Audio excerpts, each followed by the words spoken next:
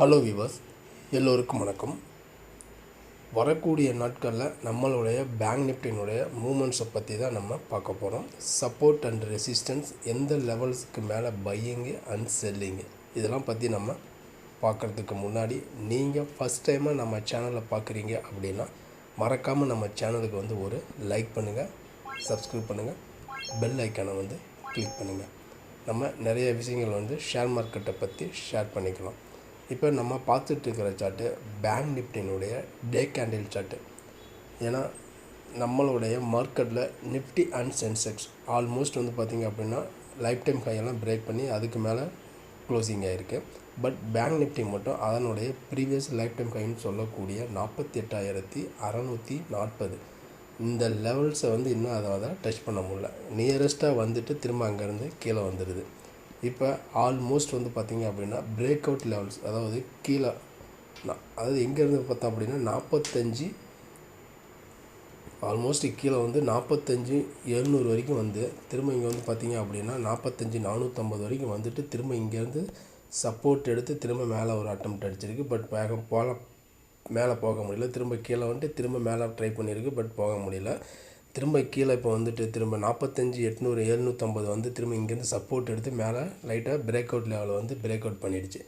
இந்த break out லெவலை break out பண்ணி தான் க்ளோசிங் ஆகிருக்கு. அதாவது 48க்கு மேலே தான் க்ளோசிங் ஆகிருக்கு. 48,500 க்ளோசிங் ஆகிருக்கு. இன்னும் பார்த்திங்க அப்படின்னா ஒரு 150 பாயிண்ட்ஸ் தான் நியரஸ்ட் லைஃப் டைம் ஹைட்டு இருக்குது.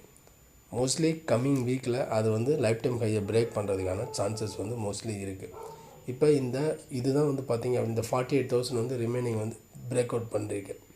ஏன்னா இந்த லெவல்ஸ் இது பிரேக் அவுட் பண்ணி க்ளோஸ் ஆகவே இல்லை.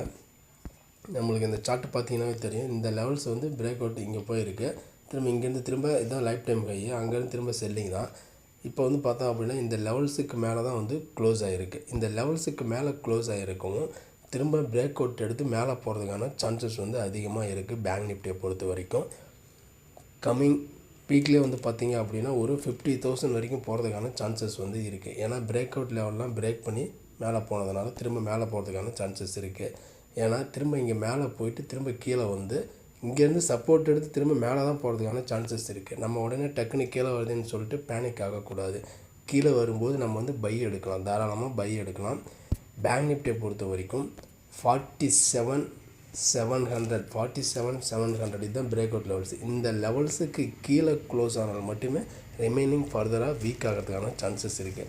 இந்த லெவலுக்கு கீழே க்ளோஸ் ஆகாத வரைக்கும் பேங்க் நிஃப்டி பை அண்ட் டிப்பில் பார்த்தோம் அப்படின்னா ஒரு அப்சைடில் போகிறதுக்கான சான்சஸ் கம்மிங் வீக்கில் இருக்கிறதுக்கான சான்சஸ் இருக்குது.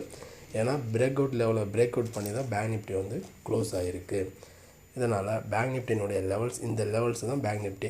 இந்த லெவல்ஸ்லாம் உங்களுக்கு பிடிச்சிருந்துச்சு அப்படின்னா மறக்காமல் நம்ம சேனலுக்கு ஒரு லைக் பண்ணுங்கள், சப்ஸ்கிரைப் பண்ணுங்கள், பெல் ஐக்கானை கிளிக் பண்ணுங்கள். நம்ம அடுத்த ஒரு வீடியோவில் சந்திக்கலாம். பாய், see you, take care.